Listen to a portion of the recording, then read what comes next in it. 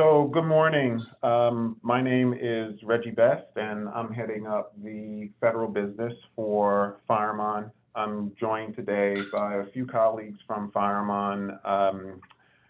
Most importantly, Danny Smith, who is our federal sales engineer, is going to be doing the demo portion of our session today. So what I'd like to try and do is, if you could put questions in the chat, I'll get to them either at the break or at the end, and we'll open up for questions at the very end after the demo. I'm going to get started by just doing a level set on FireMon and what we provide, particularly in the context of helping federal agencies with their zero trust solutions. And then we're going to transition to a live demo of some of those capabilities that my colleague Danny Smith is going to help us out with. So with that said, let's go ahead and get started. So there's been a lot of talk about the importance of zero trust, and many of those conversations have sort of centered on the importance of identity, which is obviously pretty critical. I'm not going to talk an awful lot about identity. I'm going to talk about some other aspects of zero trust that we think are very important and that we actually provide from within the FireMon portfolio. Specifically, awareness or situational awareness of and visibility of what is your network infrastructure, what is the state of policy enforcement points within your infrastructure, and managing that policy are critical aspects of what FireMon provides, plus the ability to automate that visibility, situational awareness, policy management, and assessment to a compliance standard like NIST 800-53. Those are kind of the key functionalities that we are providing at a network visibility, policy, and infrastructure understanding layer that are critically important, because you really can't manage what you can't see within your environment. Sounds cliche, but it's 100% true. In the engagements that we have, and I'll talk about a few of them that we've had, particularly with federal organizations, even as before they've started their zero trust efforts and they're just dealing with their perimeter security, there's a lot that they don't understand from a network topology perspective, and certainly from a policy perspective, and how that is meeting, their compliance requirements. You can't secure what you can't manage. Management, in particular, of policy is often done in a swivel chair kind of fashion. You're going from vendor A's policy enforcement point or firewall infrastructure to vendor B's, to SASE, to SD-WAN, to virtual network infrastructures, SD-LAN type infrastructures that all have their own policy, their own user interfaces, their own language. And FireMon looks to take that off the table, enabling you to manage those policies that are spread across a multi-vendor environment in a unified way, and to apply a compliance set of controls to everything that you have and that you're managing within that environment. And lastly, in terms of you can't trust what you can't secure, the ability for us to provide that context via API into trust engines and other cybersecurity tools, host vulnerability management, SOAR, endpoint detection and response, extended detection and response, and other infrastructure that are also going to be part of a multi-vendor zero trust architecture is a very, very important element. So I'll hit on some of the integrations that we have and some of the capabilities that we've developed around the APIs on our policy management platform. To talk about the specific components, I'm going to start here with Security Manager, sort of at the bottom kind of left, and I'm going to go counterclockwise just to give a level set on all the capabilities that we have. Security Manager is the authoritative policy management software offering that enables us to attach to multi-vendor enforcement points, Cisco, Checkpoint, Fortinet, Zscaler, cloud security groups, to bring that policy information back, to normalize it, and then to enable the application of controls and a compliance standard to that policy, and to, in fact, enable other higher order functions that I'll talk about in terms of automation, cleanup, and so forth. We're going to focus our demonstration today, given the limited time, to the Security Manager platform, given that policy and policy management and making policy decisions is such a critical element of a zero trust architecture. However, there are other elements of a zero trust architecture that are critically important as well, though we won't demonstrate them today. We'll talk a little bit about them here. Moving over towards the right, Numeta is a real-time situational awareness and discovery platform, software platform. It enables organizations to understand what they have what their network looks like in real time as topologies are changing. This is very important because in a software-defined context now, networks are not stable. Networks change dynamically. Even in legacy networks where you could kind of point to everything, in a closet, you had significant updates, changes, and rearrangements of the network that aren't always, well kept from a bookkeeping perspective. Numeta provides an authoritative understanding and updated discovery of everything within an environment, and that can include cloud assets as well. DisruptOps, going up counterclockwise, is a cloud security posture management offering. So as organizations are migrating from their traditional data centers more and more and doing cloud migrations to public infrastructure as a service, it's very important to enable visibility of the cloud topology, of the infrastructure, and importantly, of risks associated with that infrastructure. And because of the way clouds are being deployed, oftentimes DevOps teams are sort of fragmented. They're on their own. They're kind of doing their own thing for purposes of speed and agility, which is fantastic. However, there's a single throat to choke in most organizations with regard to security, and zero trust is certainly a security-oriented paradigm. And it's important for those teams to have guardrails in terms of what they're able to do and to give them the tools so that they can address, from an operations perspective, security issues as they're occurring dynamically within those environments.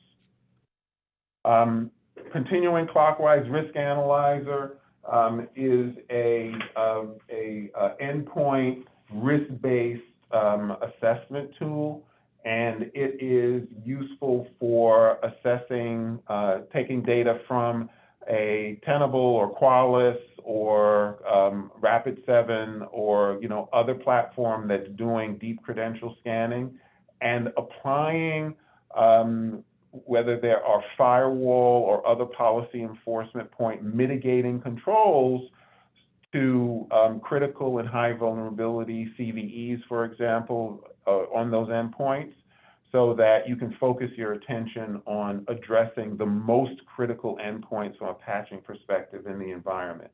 Because we have the data about the policies that are established in the firewalls across the enterprise, we're able to provide that context along with the data that we can derive through the API integration with those host vulnerability management tools to give you a sense of where should we focus our patching engagement.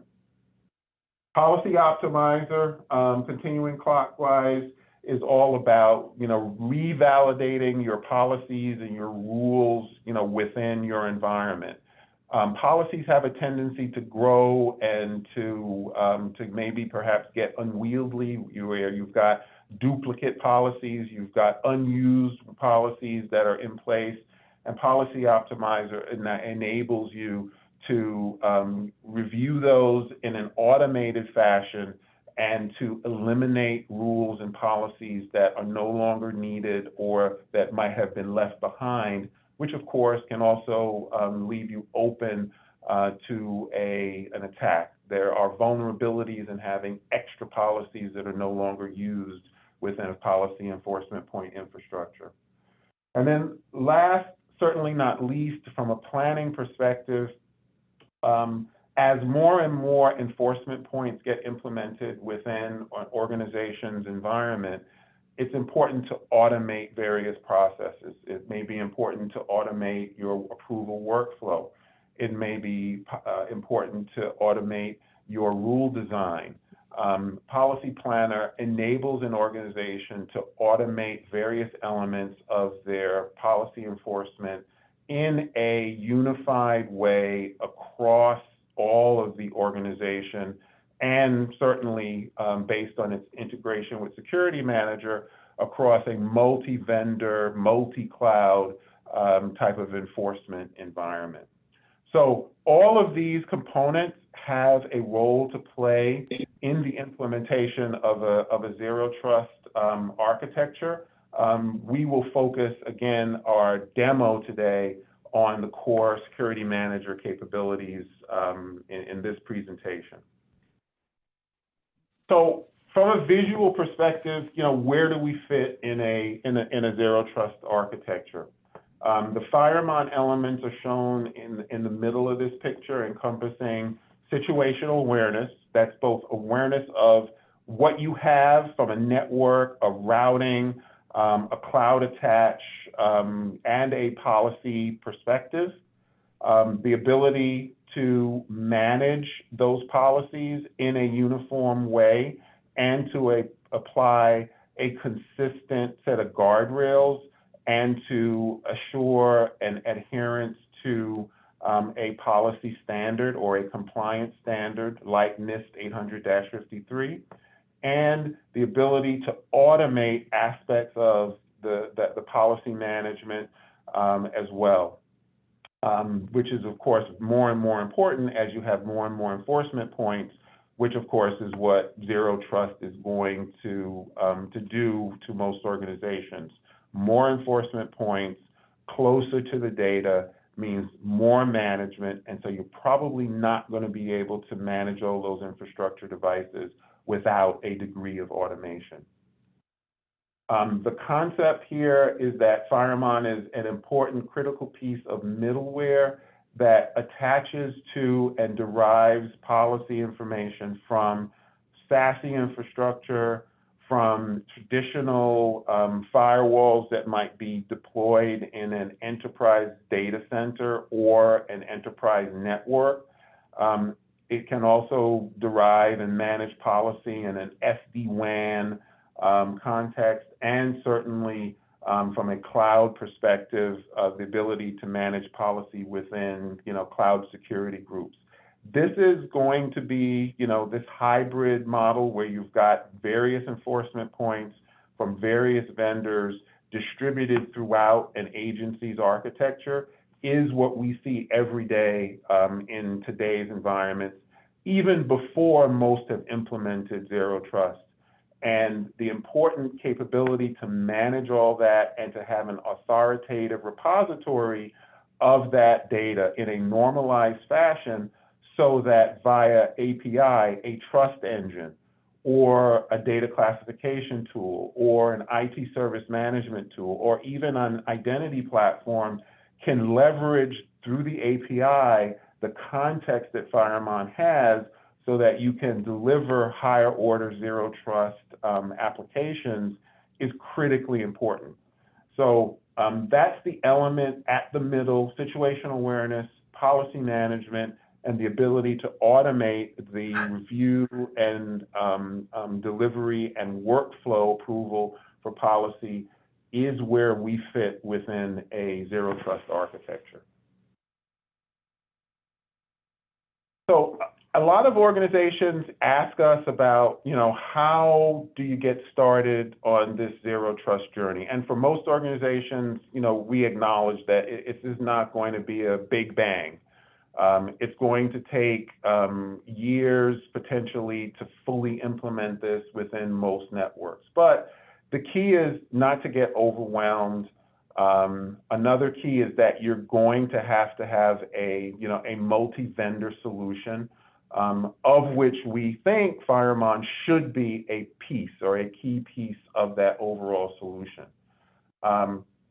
We think that the most rational path to starting is to begin, therefore, incrementally and to adopt zero trust principles within the existing infrastructure. Every organization, every agency already has perimeter infrastructure. You already have enclaves. You need to begin to bring that infrastructure under visibility and under policy management first. And we think that, that's a good first step: understanding what you have, getting situational awareness of both the environment, the topology, as well as the specific policy infrastructure and its adherence to a compliance standard is critically important. So the elements of that are perhaps you don't have a real understanding of your network and topology and what's connecting to what.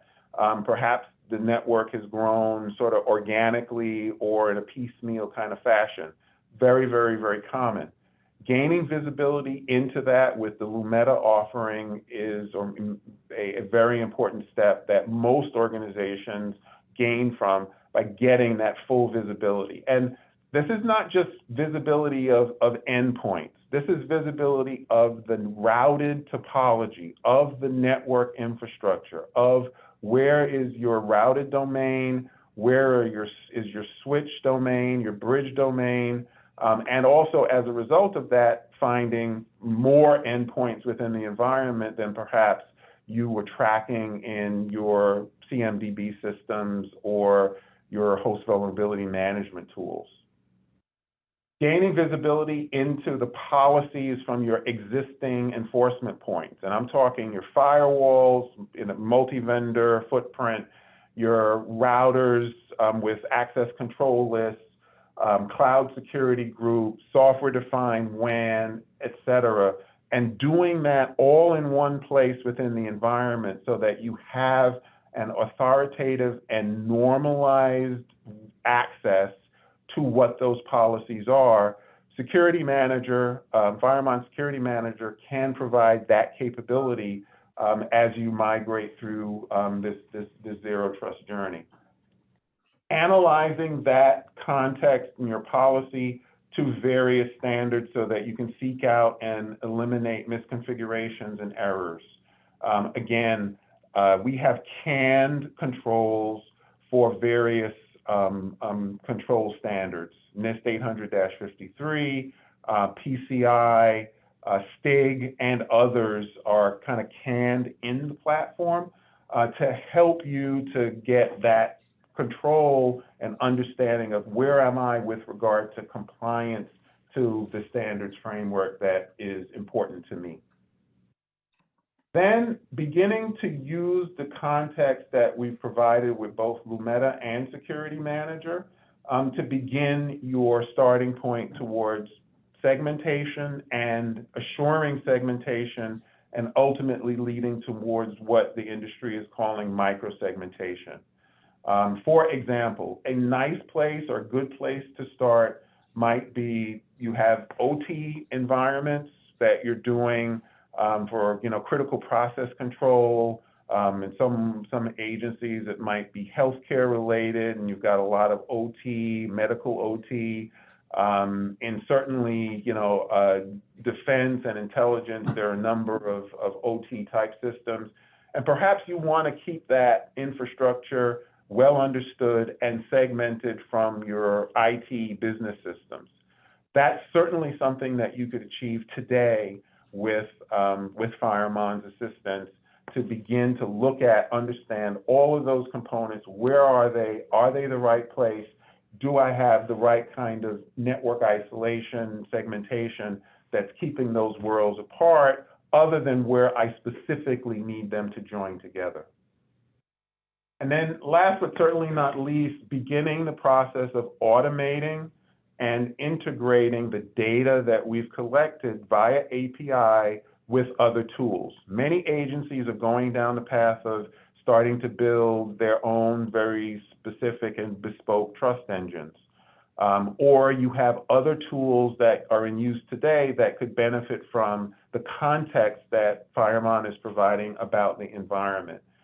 Being able to get from the API the data that you need, the context that you need to provide those platforms the knowledge that they need in order to perform their functions is certainly sort of a next step along that journey. So this is what we would recommend most organizations do as an iterative process, beginning today.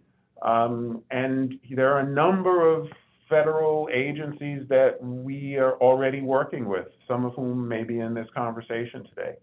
FireMon has more than 1,700 implementations in different organizations worldwide.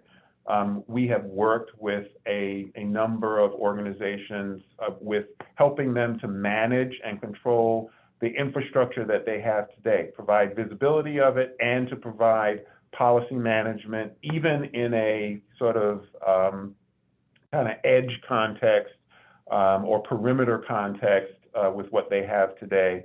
And even in those environments, there can be hundreds of enforcement points. Just imagine as you start to move towards zero trust, you have more enforcement points, you have a platform, these organizations have a platform that you can use to expand their zero trust mission in a logical and organized way, starting with what they have today.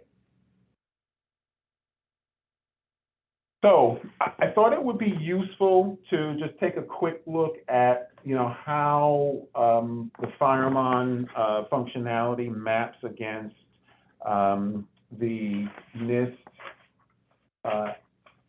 800-207 core components. So we've kind of taken the blocks of the NIST 800-207 and kind of highlighted here in the red color the functionalities that we can provide. For example, this policy administrative function within the policy decision point. Security manager can provide this microsegmentation, zero trust compliance rules, essential rule repository, rule cleanup, and risk detection capabilities. We also can provide that existing integration with a multi-vendor set of policy enforcement points from various vendors. Fortinet, Cisco, Checkpoint, Juniper, SASE like Zscaler, Viptela, SD-WAN, CloudGenix, whatever enforcement points you have that are in commercial use, we've probably built what we call device packs that enable us to pull and normalize policies that are established in those platforms so that you can begin to shrink the need to do swivel chair management. You've got a single point for normalized policy being available and managed. Looking over towards the left-hand side, the continuous diagnostics and mitigation system. Again, central rule repository, the ability to do real-time automated discovery. Industry compliance, being able to do violation scans before you've deployed new policy with an environment so that you can prevent misconfigurations. On threat intelligence front, the ability for us to integrate with vulnerability scanners. I had mentioned Tenable, Qualys, Rapid7, and others. So these elements, are very important. And over on the right-hand side, the ability for us to integrate that context via API into a variety of tools, SIM, SOAR, XDR, those are all available, in the platform today, with the ability to extend into identity, data classification, and other tools. So hopefully this gives some context on the elements that we can help provide in a NIST Zero Trust architecture model. Looking at a couple of use cases and kind of the fit. I mean, we've spent a fair amount of time last year talking about TIC 3.0.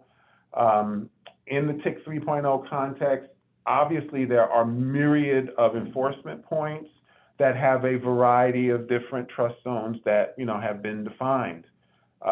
You can leverage Security Manager to actually derive, pull, and to control and manage policy at the remote user branch as well as at the headquarters layer in a TIC 3.0 architecture.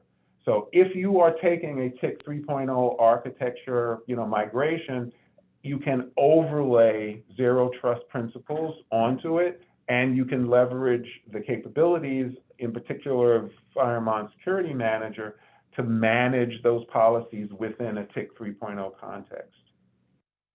Likewise, in terms of creating zones of control for compliance, segmentation, and microsegmentation, this is a screen that's directly available and that my colleague Danny is going to show, in the platform itself, where we actually have defined, in this case, a dozen or so, security zones that might be in use within the organization. And we're just doing this for simplicity here. I mean, obviously, this is going to grow to be a much, much, much greater matrix. But in a visual way, we can present to a user, and importantly, in certainly a larger context, this data is presentable via API into a trust engine so that we can highlight areas that, A, are allowing access, areas where there is no access being allowed, areas that are violating a compliance policy that we have been instituted via controls within our platform. And so it simplifies the ability to visually show where am I in compliance, where am I out of compliance, and what areas of my network are by policy able to connect to what other areas. And this, importantly, is, as I said, a visual representation that a human could read, which works up to a certain point from a visual perspective.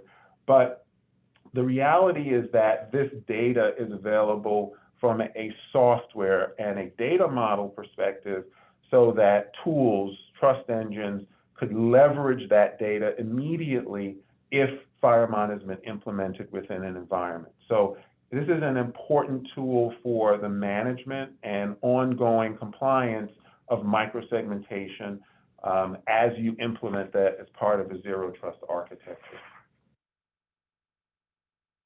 So I wanted to map the ATARC pillars, which, this is the work that, ATARC has done, Jerry and team, and I wanted to map that against the capabilities that we actually offer.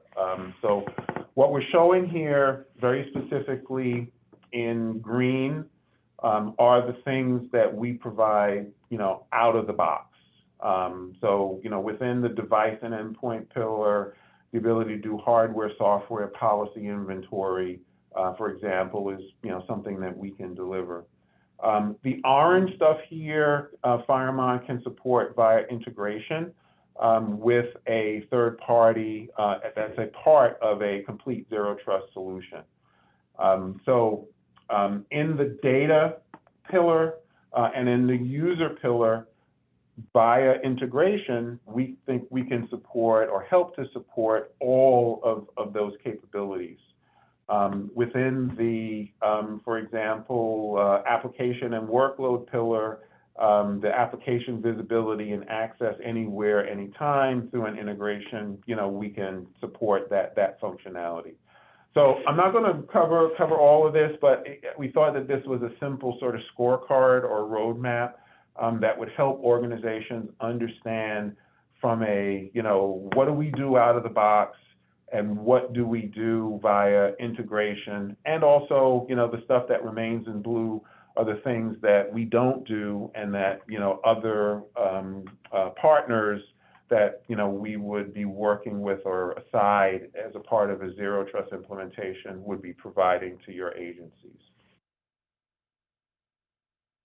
So this is a list of some of the integrations that, if you buy into FireMon zero trust kind of middleware approach, are things that we provide today. So in the policy enforcement point realm, in the cloud, SD-WAN realm, that's the list of vendors, implementations that we currently support right out of the box. If you're looking to integrate with SIM, for your data lake or other integrations that might be part of a zero trust infrastructure, Splunk, IBM, Logarithm, we've got out-of-the-box live integrations with those platforms today. IT service management, host vulnerability management, I mentioned Tenable, Rapid7, Qualys. And so you can see that there's a rich set of existing integrations. So if you decided that FireMon was helpful, from a policy management, situational awareness, and automation capability perspective, out of the box, we can provide capability to integrate with these solutions that are already in use within your organizations in many cases. So before we shift to kind of the key points in the demo, I just also wanted to talk about, we actually have a solution brief that talks very specifically about how we, out of the box, have a mapping to the NIST 800-53 controls. We've already built these out, and it's available directly within the platform. And my colleague Danny is going to show a little bit of that in the demo of the Security Manager platform. So let me just talk, as we lead up to the demo, about some very specific things that we're going to show. Number one, the ability to gain visibility of your environment and of your policy, and to present that in a logical way so that it can be managed. This is a core functionality, situational awareness. We're not going to focus today on the network discovery element of it, which is Lumeta, but we are going to focus on the policy visibility element of it in Security Manager. We are also going to show how we can normalize those policies and present them in a unified way so that that authoritative data about all your policies is available via API to a trust engine or other software tools you have within the environment. And then finally, we're going to talk about the importance of automation and show you several elements of automation, how we can automate workflows for approval, how we can automate your rule approval process, and also how we can automate integration with SASE, SOAR, XDR tools that you might have within the environment. And importantly, the ability for us to kind of show that that zone matrix and how we can simplify for availability to those platforms, areas that we think have fallen out of compliance, so that you can automate the remediation of that in an architecture, a zero trust architecture. So let me stop there. I'll take questions at this point, and I'm going to turn it over to my colleague who's going to actually show you the Security Manager platform. Thank you, Reggie. One moment to share my screen. Yeah. So Reg, there's a question here in the chat. Can you talk to how FireMon inventory of authorized versus unauthorized devices works? And how do you distinguish between what is an authorized device or not? So I guess there's a couple answers to that. In the context of Lumeta, which is our network discovery tool, Lumeta will network trace at layer 3 through your environment. And you'll tell us, here's what we think, sort of the address spaces of our environment, but we just use that as a seed of information to then begin the process of network discovery. As we trace through that environment, we will find all of your layer 3 forwarders, every device that's forwarding traffic within that environment. We will then use SNMP access to the stuff that you think you're managing within that environment. And we'll immediately start to see, here's the things that we see as forwarding traffic versus the things that you've told us that you think you're managing based on SNMP access to those routers in the environment. And then we will begin to start to isolate, here's layer 3 topology that we see within your environment that you're not managing. So maybe that's a bookkeeping error, or maybe it's a part of the network that's grown without being properly documented, or maybe it's rogue infrastructure that is actually present within your environment. And so that's one element of the answer to that question. And we can do that and drill all the way down to endpoints, devices, OT, or IoT type infrastructure as well, based upon understanding the fullness of the address space that is in use within the environment. So it does take some interaction.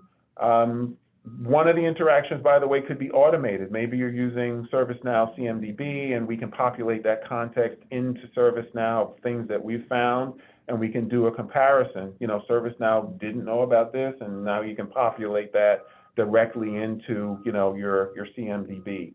So that's how we begin to sort of narrow into and begin to isolate. Here's the stuff that we see in the environment, and it's legitimately yours and not properly kept from a bookkeeping perspective, or maybe it's rogue, or maybe it should get populated in the CMDB. So there's another question here about how do we address non-person entities such as apps and services accessing data. So what FireMon will tell you is about the network and network topology, right? And policies within that environment.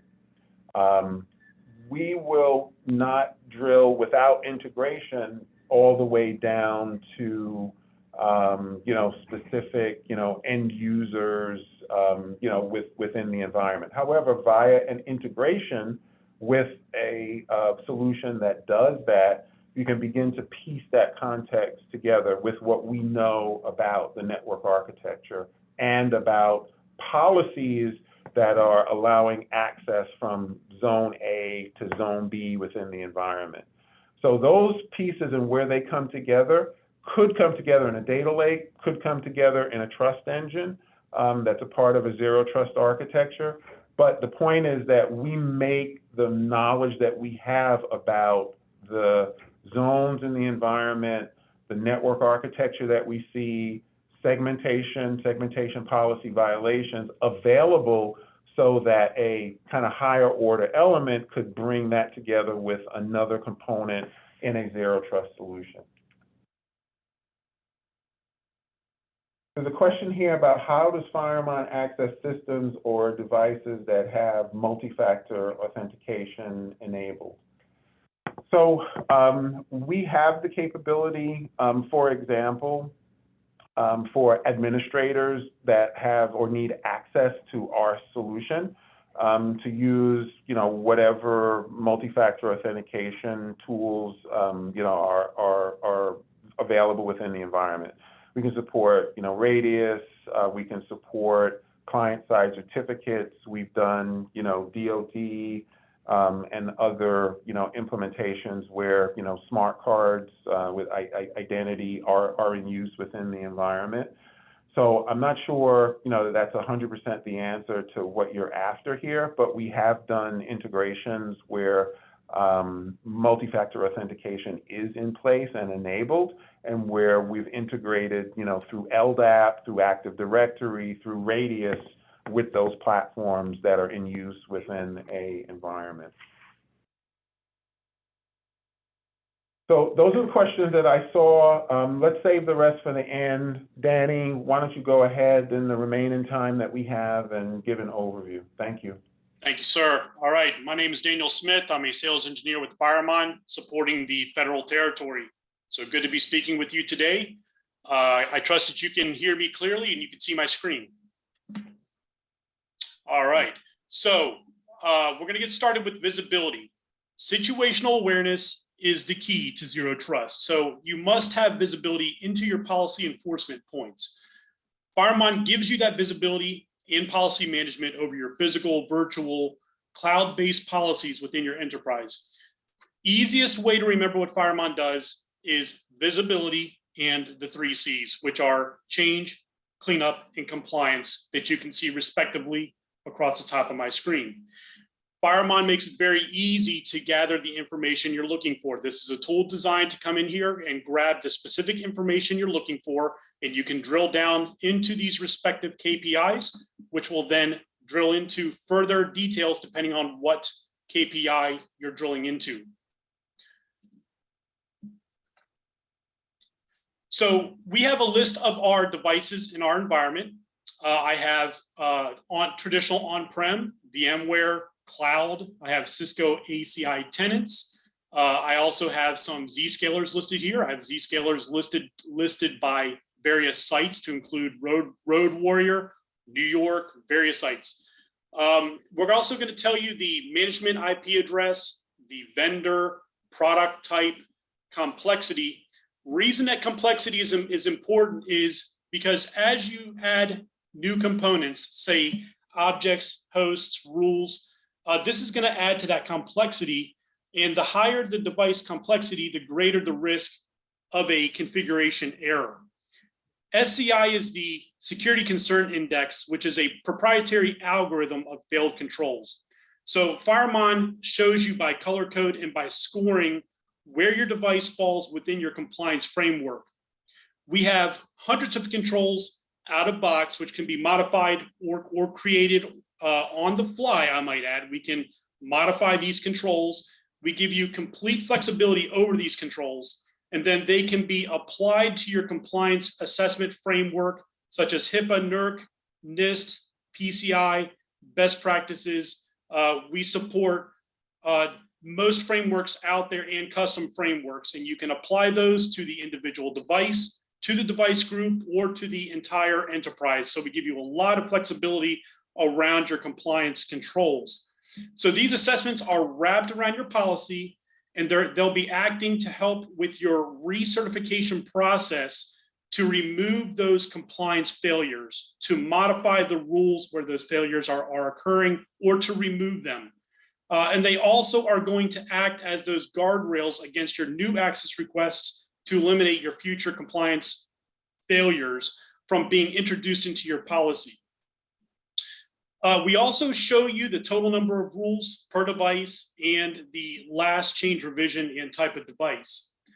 So talking about normalization and why this is important, FireMon incorporates policy normalization, allowing for consistent analysis of firewall configurations. You no longer have to be an expert on every vendor device format out there. As you may already know, if you've ever looked at a AWS security group, that policy is going to look far different from what you might see in a Panorama policy, which is going to look far different from an ASA or a Zscaler policy for that matter.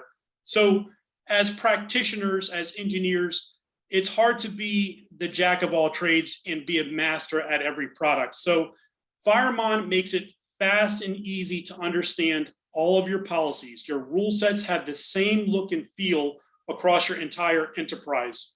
So across your rule set, we give you all the fields you would expect to see in a policy with some additions.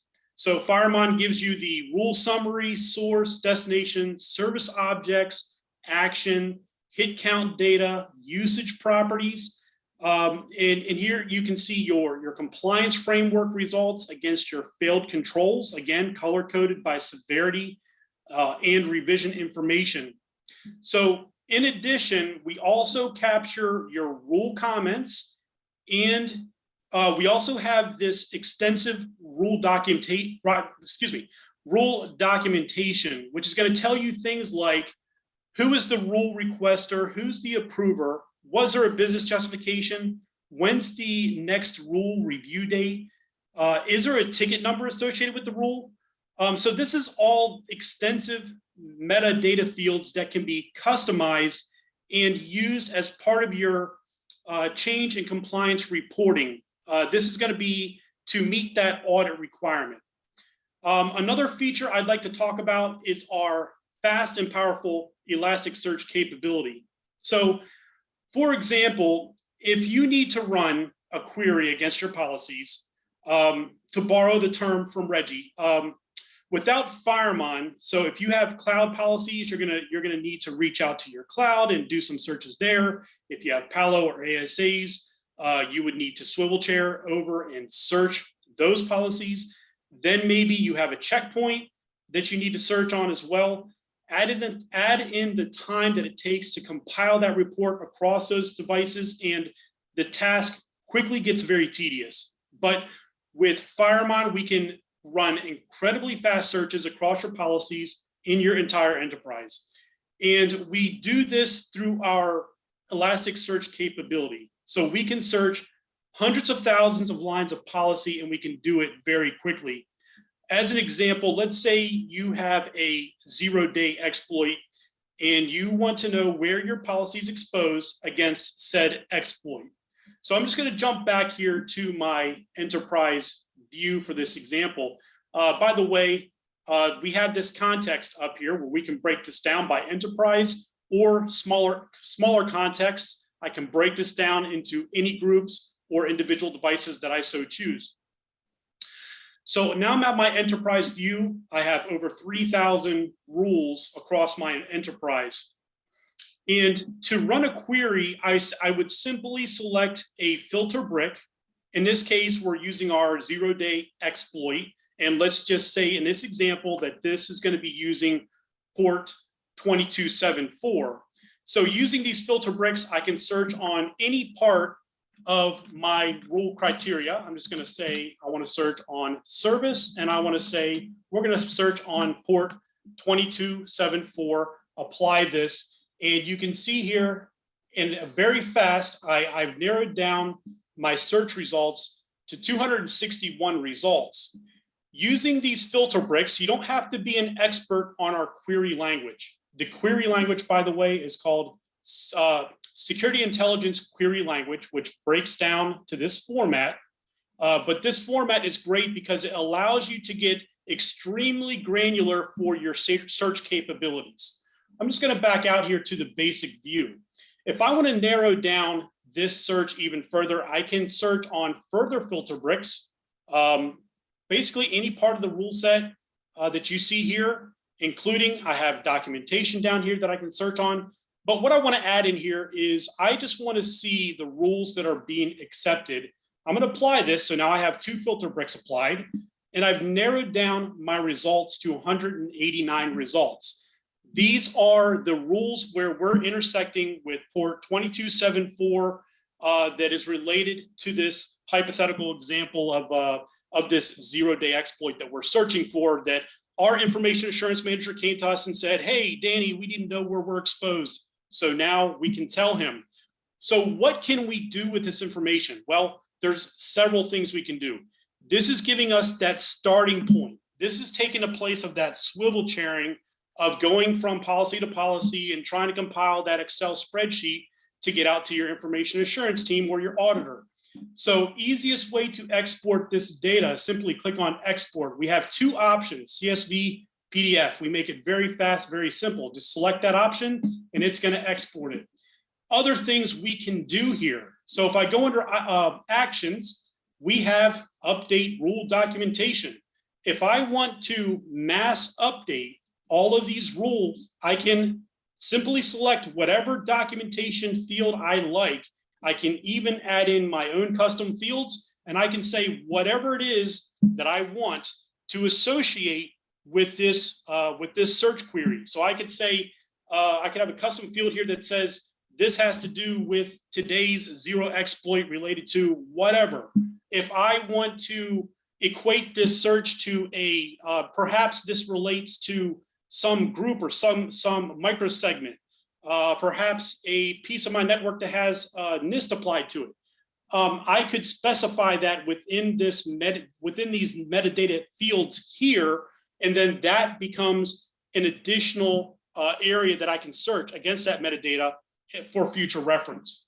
So that's a couple of things I can do. Something else I can do is use this as the starting place for cleaning up my policy. I can route these rules individually, if I want to, over to our recertification process. I can also route them by bulk. I can simply say, bulk route these over to Policy Optimizer. That's the certification recertification process.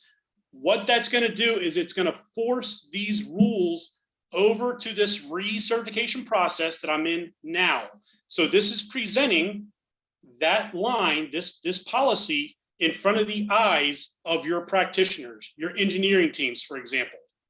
So what they will do here, they will be assigned this ticket, and then they have two choices.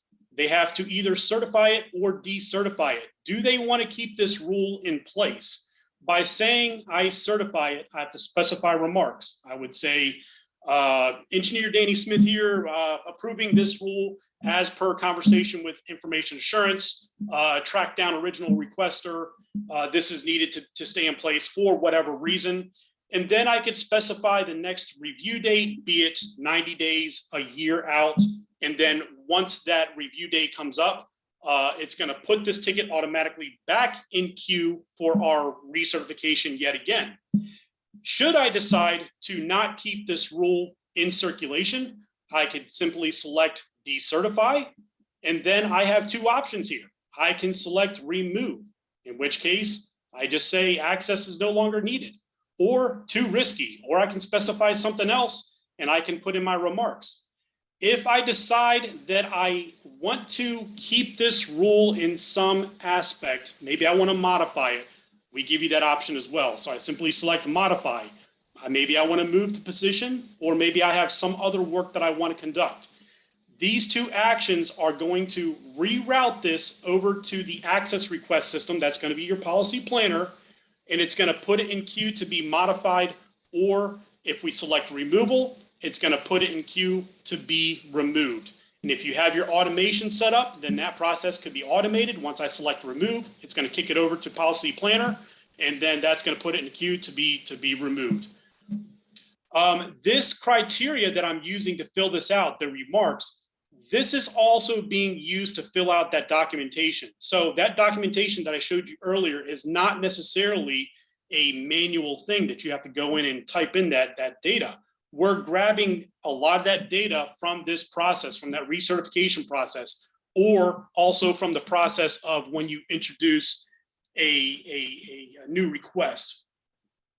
So those are just some ways that I can leverage that information. Jumping back to my policy, something else I can do. So once I've cleaned up my policy, I want to prevent the introduction of this failure in the future. The way I do that is I create a new control around that. We make this very fast and easy to create new controls or to modify them. Simply specify the name. You're going to specify the severity, 1 through 9, 9 being very high. If you want to create a tag around it to make it easily searchable, you can do that. Give it a description if you like. I have the breakdown in the query language of the exact search that I ran. And then I have the evaluation criteria. If I want to keep this as informational only, where I'm not necessarily taking any actions on it, but I'm just making my team aware, make it capable to be reported upon, I could do that. If I want to fail, if the query returns results, I can do that. And then I can also select that if this is going to fail, I want it to automatically pass over to that recertification process. So should my rule set see this in the future, I can have it automatically directed to that recertification process. It's going to put it in front of the eyes of your practitioner, where then they have to make that justification, whether to keep that in place or submit it for removal or modification. And that's also going to create that control to act as a guardrail against your new access requests. That way, when you have the new engineer that comes on board, maybe he's not aware of these conversations that have been happening in the background with your information assurance team. That's okay. He gets the request to implement port 2274 in the future. He doesn't know about it. He goes in there to try to do it. He's going to get the red flag that says, hey, don't do this. You're breaking, you're going to break your compliance control. It's going to be right there in his face. All right. So we talked a little bit about visibility, normalizations, controls, compliance. This is going to lead us into talking about changes. Before I get into workflow and automation, I first want to go through policy management, because policy management is really the heart of Zero Trust. We need the ability to monitor and manage our policies, and FireMon gives you that visibility into every change that happens across your entire enterprise, and we do it in real time. We have a syslog listener. We see when those changes happen, and we're going to check every revision into our database as it happens, and we can store years worth of that data. So jumping into a Zscaler change that I have queued up here. So in this example Zscaler change, we capture every change revision real time. FireMon shows you every detail about the change. We're going to show you the security rules, the objects, service objects, network objects, user application objects. We even have we get down to the security profiles. You're going to see some questionable stuff in here related to this URL category. We get down to the NAT rules, interfaces, the zones, routes, even down to the raw files. We can even look at the various components of that configuration. So where this is powerful is we can do comparisons against any part of your policy throughout time. So you could have reporting set up to be notified when this change is going to happen. You could be at home sitting there watching the game on a Sunday. You get the notification that this change has happened. At the same time, maybe you're getting a notification that there's an outage. You're saying, wait a minute, does this outage have something to do with this change? I don't know, maybe I should look into it further. So you jump into FireMon and you do a comparison of those two revisions. Maybe you want to look at the security rules, and you can see exactly side by side what has been removed or added between those two revisions, and you can very quickly determine, was it that change that perhaps contributed to whatever that alert is that you received. So we make the capability of knowing what's going on in your environment through the use of these reports and through the ability to look at these revisions. We make it very fast, and all this functionality comes straight out of box. So while we're talking about reports, I'd like to just go over very quickly. I'm taking a note on our time here. I'd like to go over very quickly just the reports that we offer out of box. So we have reports around analysis, where we can look at the complexity of your firewalls. We can look at expired rules, for example. I'm not going to read down through all these, just jumping down through here to give you an idea of some of the reports that we have. So we do rule consolidation. On the change side, we can tell you what changes are happening by user, by comparison report. We can even tell you unplanned changes, changes that don't have a window or don't have a ticket assigned. So you're going to know about every change that's happening. We have compliance reports around your failed controls or around your failed assessments. We even have a PCI version 3 report in here. We have health check reports around your device consistencies, your device health reports or inventory reports. And then we also have usage reports around object usage, rule usage, traffic flows. So a lot of reports here out of box to keep you informed. These reports can be ran ad hoc, they can be scheduled, they can be a part of a cron job, or they can run at the time of when a change happens so that you are notified immediately. You do not have to be logged into FireMon to know what's going on in your environment.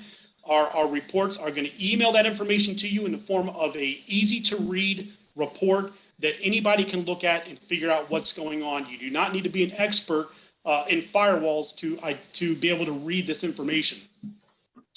So that is changes from a reactive standpoint. I'm going to jump into now changes from a proactive standpoint. This is going to be the workflow and automation component. So the complexity of zero trust workflows makes policy automation critical.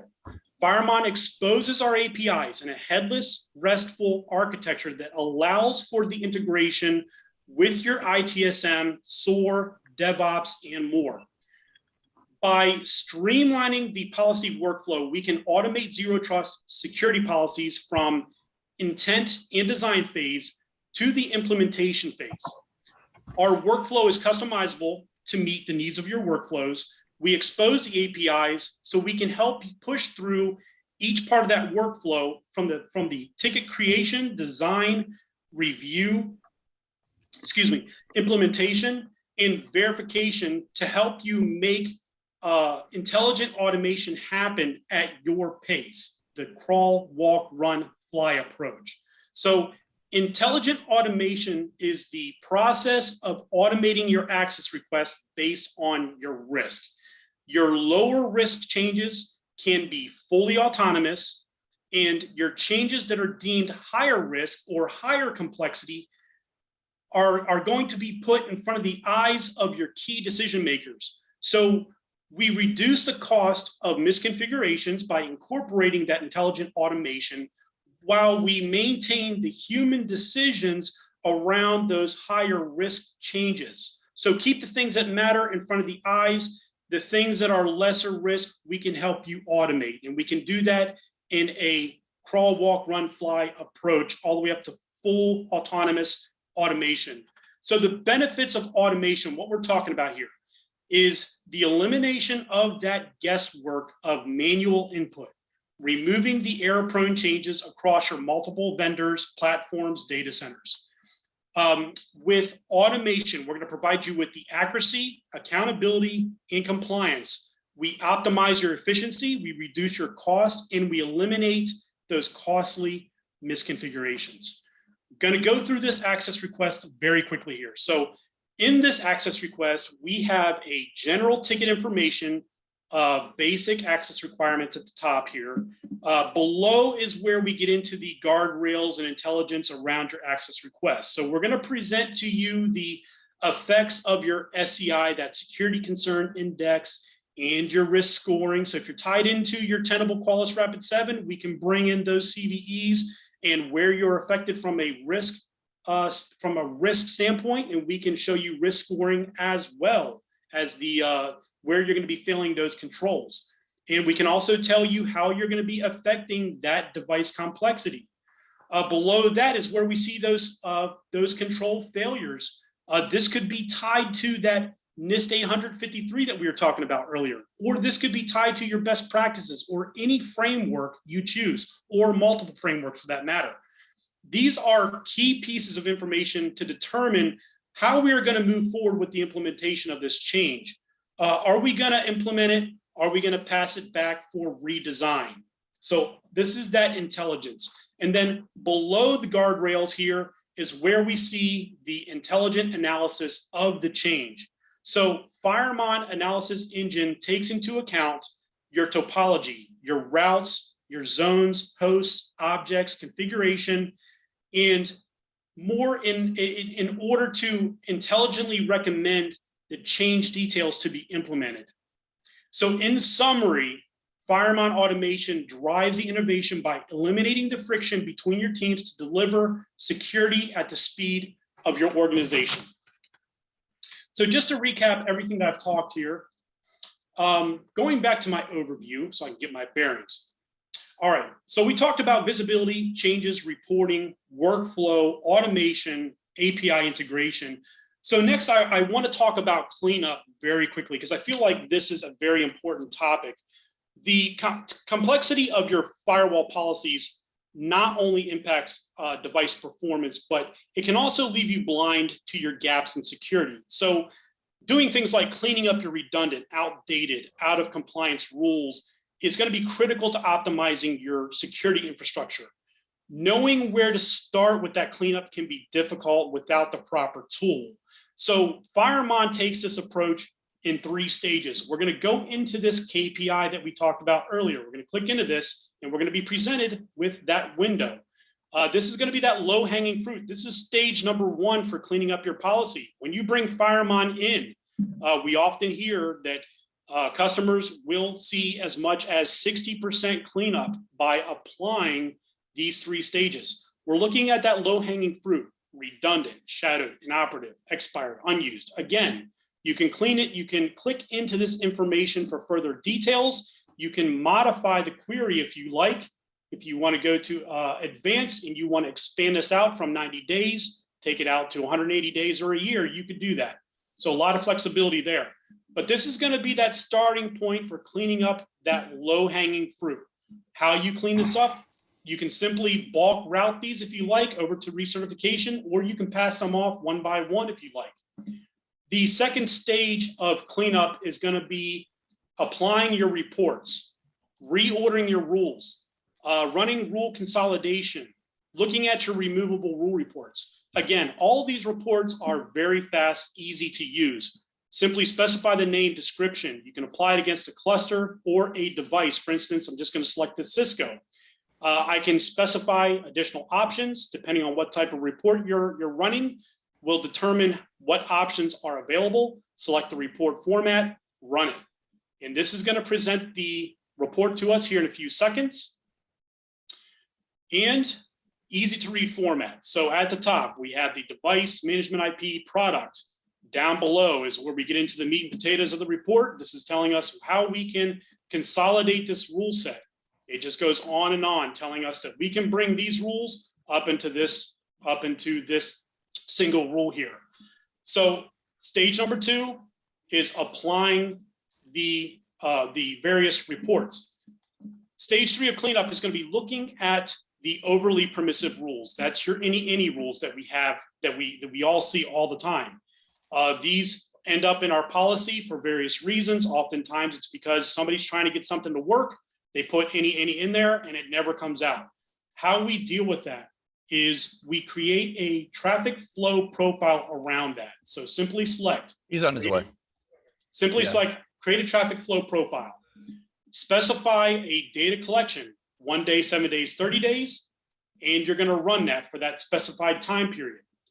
After that has ran, you can generate a report based off of that process. When you run that, it's going to break down your traffic flows across that overly permissive rule. Again, reporting, very fast, very easy. We see the target device, additional criteria. We see the IPv4, IPv6, and below that, we have the actual flows that have traversed that any rule during that time period. Our customers will oftentimes use this for new systems that come on board where they don't know what rules need to be opened up for a new server, for instance. They will keep that in their lab environment, not take it to production. They will hook a firewall up to it, have their various teams generate their traffic, and then they can run this traffic flow against it.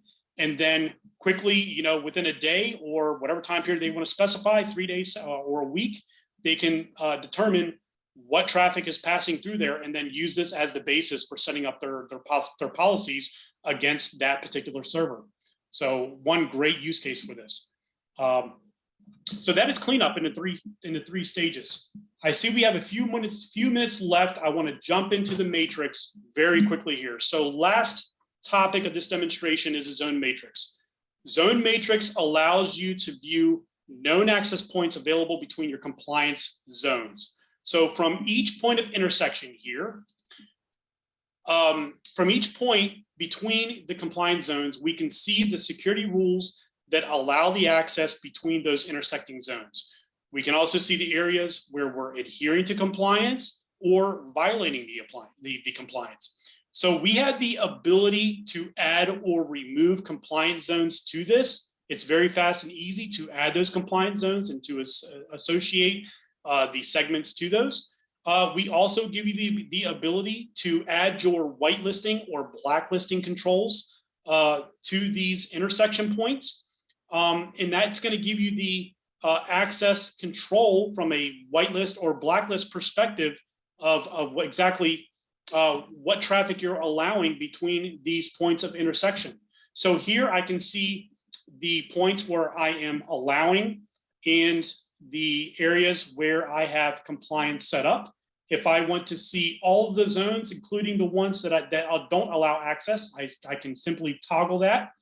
And I have everything presented here, all of my zones allowing access and all the ones that are not. That being said, I will hand this back to Reggie. Thanks, Danny. Appreciate it. So we have just a couple minutes left. I mean, hopefully we've demonstrated, where FireMon fits within your journey, in terms of a zero trust architecture. We think from a situation awareness, visibility, policy management, change control, application of compliance, guardrails, that, there are a lot of use cases, and importantly, we don't keep the infrastructure and data to ourselves. It's available via API to a variety of different systems, many of which we've already integrated because customers have already asked us to. Any questions in the last couple minutes before we're, at the break?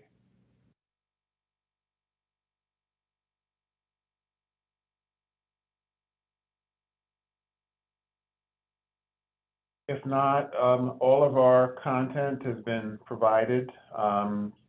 This video, I assume, is going to go there. We provided the presentation materials, some other data sheets. Our NIST 800-53 material is available. And, our team is available at any point to, any of the participants to do a deeper dive on how we can assist with your zero trust journey. I'd like to thank Danny and the other folks on the FireMon side for their help in putting this together. And we appreciate being here today and part of the ATARC presentations. My pleasure. Thank you.